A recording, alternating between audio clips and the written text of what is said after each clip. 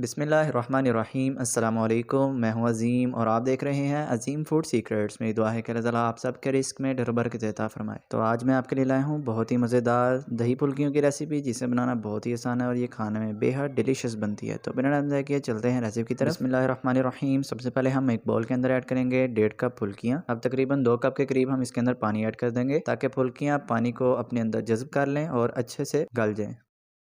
तो अब तकरीबन 15 से 20 मिनट के लिए हम इनको रेस्ट दे देंगे। तो उतनी देर हम हरा रायता तैयार कर लेते हैं। उसके लिए मैंने एक ग्राइंडर का जार लिया है। हम इसके अंदर ऐड करेंगे हाफ़ कप हरा धनिया। तो धनिया को मैंने अच्छे से धोकर काट लिया था। तो अब जिस क्वांटिटी में हमने धनिया इसके अंदर ऐड किया है, उसी क्वांटिटी में हम पुदीना ऐड करेंगे। 2 से 3 अदद कटी हुई सब्ज़ मिर्चें ऐड कर देंगे और इन सभी चीज़ों को अच्छे तरीके से ग्राइंड कर लेंगे। तो अल्हम्दुलिल्लाह चटनी हमारी बनकर रेडी हो चुकी है।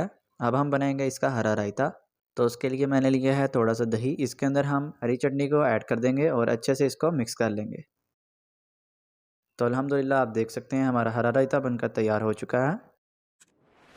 तो दूसरी तरफ हमारी फुल्कियाँ जो हैं वो अच्छे से गल चुकी हैं।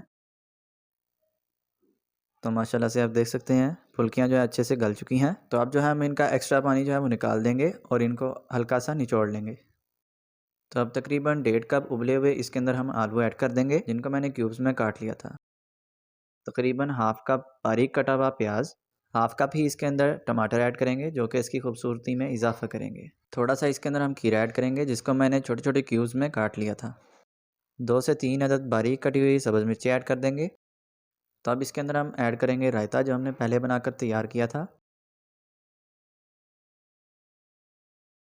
तो अब हम इसके अंदर ऐड करेंगे इमली की खट्टी मीठी चटनी। इसकी रेसिपी का लिंक आपको डिस्क्रिप्शन बॉक्स में मिल जाएगा।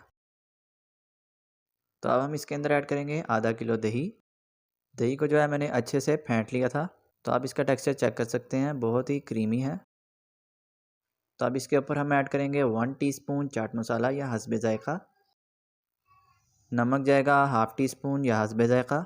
तो मार्केट से मिलने वाली फुल्कियाँ जो हैं उनमें नमक ऑलरेडी ऐड होता है, इस वजह से जो है मैंने नमक की क्वांटिटी कम रखी है। अब इन सभी चीज़ों को हम अच्छे तरीके से मिक्स कर लेंगे। तो अल्हम्दुलिल्लाह बहुत ही हेल्दी और डिलीशियस हमारी दही फुल्कियाँ जो है बनकर रेडी हो चुकी हैं। तो इस रमज़ान आप भी इस रेसिपी को ज़रूर ट्राई करें और अपने प्यारों के साथ इसको ज़रूर शेयर करें। तो इंशाल्लाह मिलते हैं किसी नई वीडियो में नई रेसिपी के साथ। तब तक के लिए मुझे दीजिए इजाज़त। अल्लाह हाफ़िज़।